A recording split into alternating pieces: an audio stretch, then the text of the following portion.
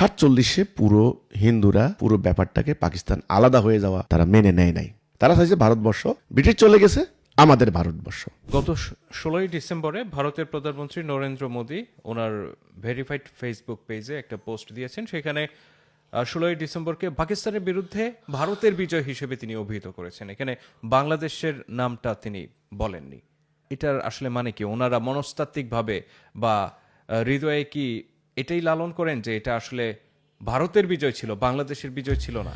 কি মনে করেন? দেখেন, এটা আপনারা তো যারা ইতিহাস পড়েন, যারা জানেন ওই ঘটনাবলী, এটা তো ক্লিয়ার, এটা তো পরিষ্কার। এটাকে এই নিয়ে বিনিয়ে ভাই নিজেরা নতুন তত্ত্ব হাজির করার দরকার নাই, তো নতুন ব্যাখ্যা করার দরকার নেই। হ্যাঁ, জামায়াতে ইসলামী একটা ন্যারেটিভ দিবে, একটা স্টোরি বলবে, একটা বয়ান দিবে, আওয়ামী লীগ একটা বয়ান দিবে, বা আমরা আরেকটা বয়ান দিবে, দরকার নাই তো। একটা বয়ান আসেন না। সত্যিকার অর্থে ব্রিটিশরা করেছে, সাতচল্লিশে পুরো হিন্দুরা পুরো ব্যাপারটাকে পাকিস্তান আলাদা হয়ে যাওয়া তারা মেনে নেয় নাই। তারা চাইছে ভারতবর্ষ ব্রিটিশ চলে গেছে, আমাদের ভারতবর্ষ। হিন্দ এই যে তারা ইয়ে করে বন্দে মাতরম করে বন্দনা করে হিন্দুস্তান। যাই হোক, পরিণতিকে এড়াইতে পারে না। হ্যাঁ, ওরা জানে ঈশ্বরের ভগবানের কর্ম, মানে আমাদের কর্মফল এড়াইতে পারে না। পাকিস্তান আলাদা হইল স্বাভাবিকভাবে। আমি আবারও বলেছি, 47-47 পরপরই ভারত পাকিস্তান যুদ্ধ শুরু হয়ে গেল। মুসলিম লীগ পাকিস্তান তারা চাইছিল কাশ্মীরকে জোর করে নিয়ে যাইতে। আবার সূত্র মোতাবেক কাশ্মীরের জনগণ অধিকাংশ মুসলমান, তারা হিসাবে পাকিস্তানের পক্ষে যায়। হায়দ্রাবাদ পাকিস্তানের সাথে যায়। কেন গেল না? এরা হায়দ্রাবাদ দখল করে নিল, কাশ্মীর দখল করতে এসে পারল না, এরা দখল করে নিল ভারত। তাহলে তারা চাইবে ধর্মের উপরে কায়েম হওয়া এই পাকিস্তান, যেটা ইস্ট এবং ওয়েস্ট পাকিস্তান, দুই জায়গায় আমার পেটের ভিতরে দুইটা, একটা মাথার উপরে, গালের উপরে, একটা পেটের ভিতরে। এটাকে আমরা এক থাকতে দিতে পারি না, এটাকে টুকরা করি। তাদের ইন্দিরা গান্ধী এমনও আছে, সারা দুনিয়াতে চষে বেড়াইছে জনমত সৃষ্টির জন্য, জনমত সৃষ্টি। এবং এখানে আর্মির যে ইয়ে হলো হত্যাকাণ্ডগুলি ছবি আকারে সারা মানে মিডিয়াতে, যেগুলো তৎকালীন বিশ্ববিখ্যাত পত্রিকাতে, ব্রিটিশ পত্রিকা, আমেরিকার পত্রিকাগুলোতে প্রকাশিত হয়েছে, সেগুলো নিয়ে সারা দুনিয়ার মানুষকে তারা দেখিয়েছে। বর্ডার খুলে দিয়ে 1 কোটি শরণার্থীর জায়গা দিয়েছে, সেখান থেকে তারা প্রচার চালিয়েছে।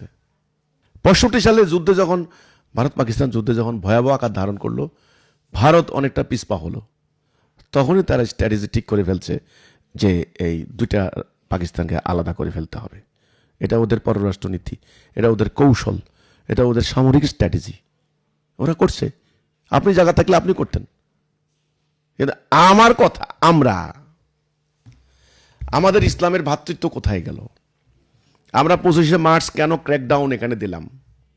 আমরা গণতন্ত্র মানলাম।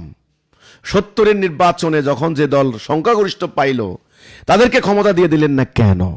টালবাহানা করলেন কেন? তখনও তো 1-2 বছর পরে আপনারাই তো আবার বিরোধী দল, গণতন্ত্র তো মানেন। আপনারা এবার তুলে ধরেন না যে ভারতের দালালি করে শেখ সাহেব ইত্যাদি ইত্যাদি, তখন তো ওনারা জনবিরোধী থাকে না। স্বাভাবিক কথা। 70-এর নির্বাচনে আপনারা ডেমোক্রেসি মানলেন, ডেমোক্রেটিক রাষ্ট্র, সংবিধান ডেমোক্রেসি। তাহলে 70-এর নির্বাচনে সংখ্যাগরিষ্ঠ দল যে যারা জিতলো, তা করে পাওয়ার দিলেন না কেন? এরপর 25শে মার্চ আপনার রাজারবাগ হামলা হলো, বিশ্ববিদ্যালয় হামলা হলো, হামলা করলেন কেন? এগুলো কি আলোচনার মাধ্যমে হইতো না? এত গোঁড়ামি, এত মানে ইয়ে কেন?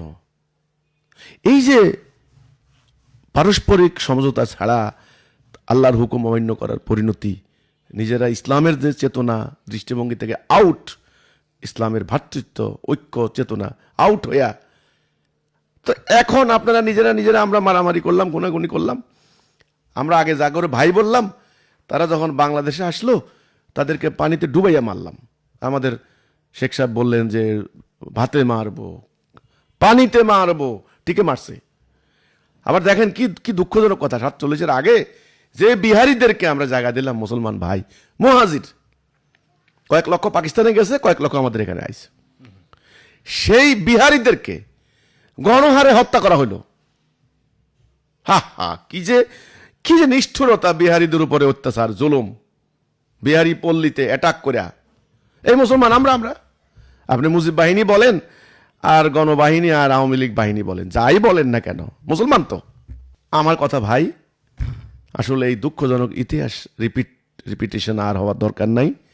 বারবার ভারতের দৌড় দিতে পারবো, লাভ হবে না। বরং নিজেরা আত্মসমালোচনা করি, এই বস্তা পচা সিস্টেম, উপনিবেশিক যুগের করা সিস্টেম বাদ দিয়ে আল্লাহর দেওয়া আদর্শ তৌহিদের উপরে, আল্লাহর দ্বীনের উপরে পুরো জাতিটাকে ঐক্যবদ্ধ করি, একটা ভ্রাতৃত্ব ইস্পাতের মতো ঐক্যবদ্ধ জাতি তৈরি করি। তবে মোকাবেলা করতে পারবেন ভারতকে, দিল্লির আধিপত্যবাদকে, মোকাবেলা করতে পারবেন মিয়ানমারকে, মানে রাখাইনদেরকে। এছাড়া মোকাবেলা কারোই করতে পারবেন না, চতুর্দিক থেকে আসতেছে বানের ঢলের মতো।